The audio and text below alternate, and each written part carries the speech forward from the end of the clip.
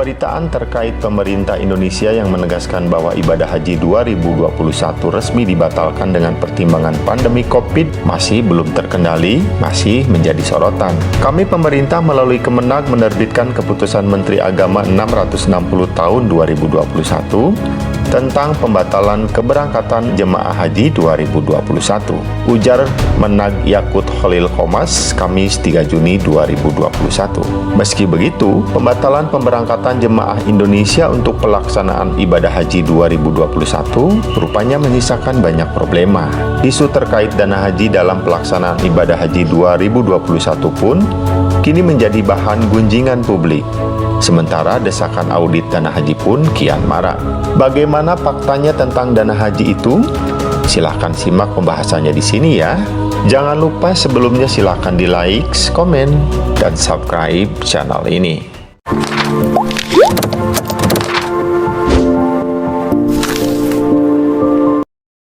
Dan menaruh dana haji di proyek infrastruktur. Proyek infrastruktur itu kan jangka panjang. Sementara kebutuhan dana haji bisa-bisa lebih dekat.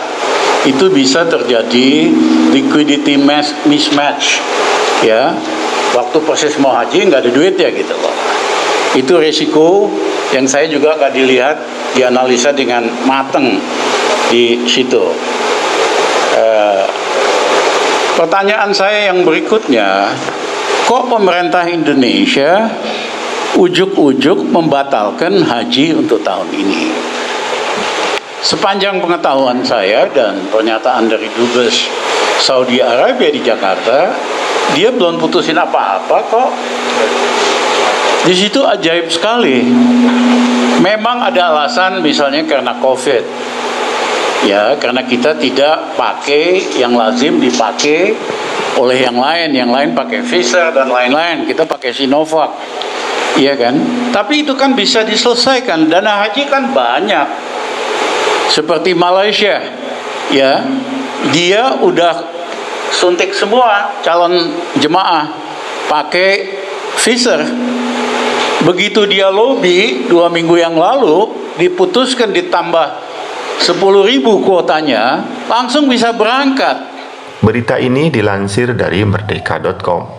Hasil penelusuran Cek Fakta Merdeka, pemerintah memastikan dana calon jemaah haji yang gagal berangkat tetap aman. Menteri Koordinator Bidang Pembangunan Manusia dan Kebudayaan Menko PMK, Muhadjir Effendi, memastikan bahwa dana calon jemaah haji sebesar 150 triliun dikelola dengan aman. Bisa kita pastikan bahwa pengelolaan dana haji dilaksanakan dengan sangat profesional, prudent, penuh kehati-hatian, dan semuanya aman. Jelas Muhadjir dikutip dari siaran persnya. Pernyataan serupa juga ditegaskan Kepala Badan Pelaksana Badan Pengelola Keuangan Haji BPKH Anggito Abimanyu.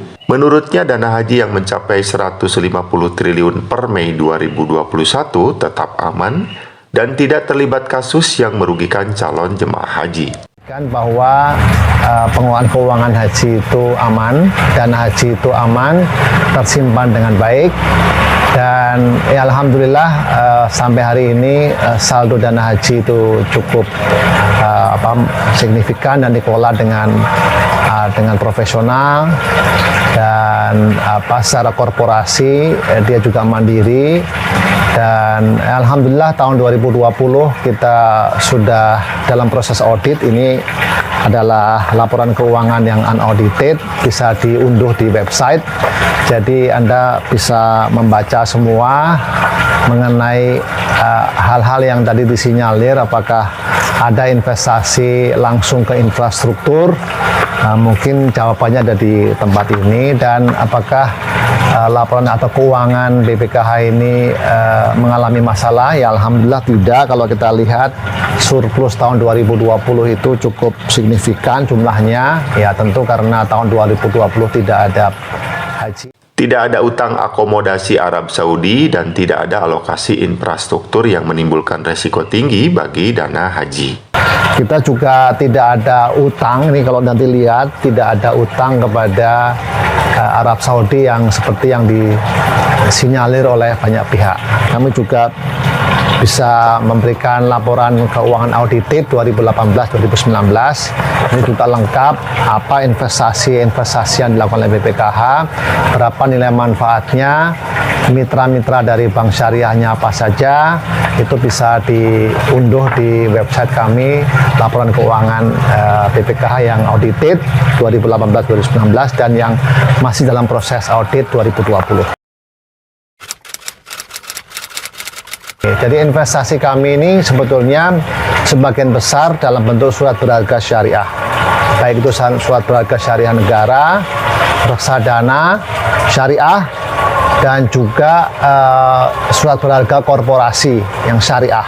Ya, ada satu investasi di Arab Saudi dalam bentuk APIF, namanya Al-Kaf Property Investment Fund, yang merupakan kumpulan dari dana-dana syariah dari investor global di bidang syariah. Ada 12 lembaga keuangan syariah yang mengumpulkan dana dan dipakai untuk investasi di atas tanah wakaf, termasuk investasi di Indonesia.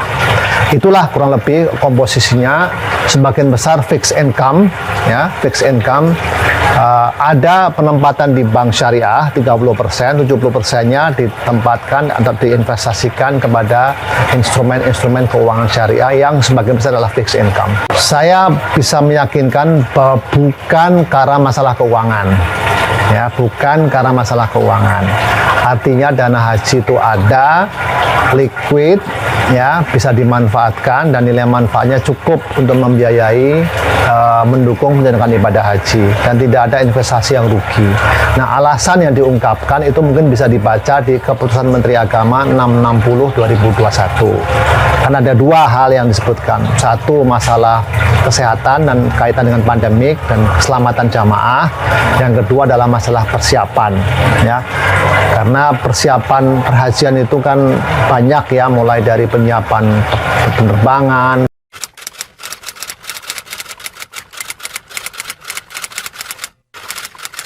bagi jamaah yang sudah lunas dan tertunda tahun 2022 terhadap setoran lunasnya itu antara 14 sampai 10 juta tergantung lokasinya. Itu jamaah akan punya pilihan, ya, bisa dipergunakan untuk keperluan lain atau tetap di bank syariah yang di mana dia membayar pelunasan tersebut. Nah, himbauan kami dari BPKH, ya, mudah-mudahan kecuali untuk kebutuhan mendesak, ya, silahkan ditempatkan saja di bank yang sudah ada, tidak perlu repot-repot, ya.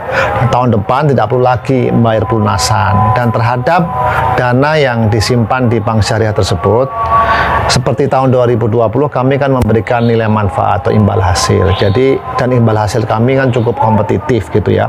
Kalau Anda lihat di virtual account, ya, nanti Anda bisa download di bukan download, ya, bisa masuk di website kami. Itu Anda nanti bisa mendapatkan informasi berapa nilai manfaat yang kami bayarkan. Itu tahun lalu, ya. Ini, ya, nanti Anda bisa juga, nih contohnya, ya, ini yang pelunasan, ya, itu ada dana 1,7 juta setiap jamaah yang lunas tunda 2020, ya. Berarti itu kan 1,7 itu setara dengan kurang lebih 5% loh net, ya. Itu sudah setara dengan deposito, saya kira gitu, ya. Nah, jadi setahun. Jadi mudah-mudahan harapan kami jamaah tentu tetap sabar dan ikhlas gitu, ya, dan berdoa mudah-mudahan tahun depan diberi kesempatan haji dan tetap niatnya kan sudah diucapkan, mudah-mudahan dananya tetap di bank syariah yang sama sehingga kami akan memberikan nilai manfaat gitu. Saya tidak bisa menjawab karena kami bukan otoritas yang menentukan. Tapi dari sisi keuangan siap? Keuangan nggak ada isu, ya. Sekali lagi kami sampaikan bahwa pembatalan ini keberangkatan jamaah haji Indonesia bukan masalah keuangan.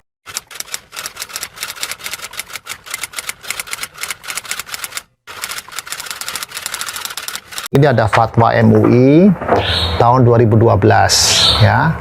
Itu bunyinya adalah Istisma Ulama Fatwa Komisi Fatwa se-Indonesia. Ini saya kebetulan tahu karena saya Dirjen Haji pada waktu itu ya.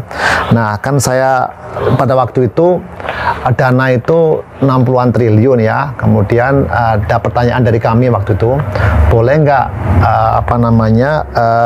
dana ini ditasarufkan gitu, dikembangkan ya, selain ditempatkan di perbankan. Nah, lalu jawabannya adalah dana asuransi BPIH bagi jamaah calon haji termasuk daftar tunggu dalam rekening Menteri Agama ini waktu itu ya, boleh ditasarufkan untuk hal-hal yang produktif, antara lain penempatan di bank syariah atau investasi dalam bentuk sukuk.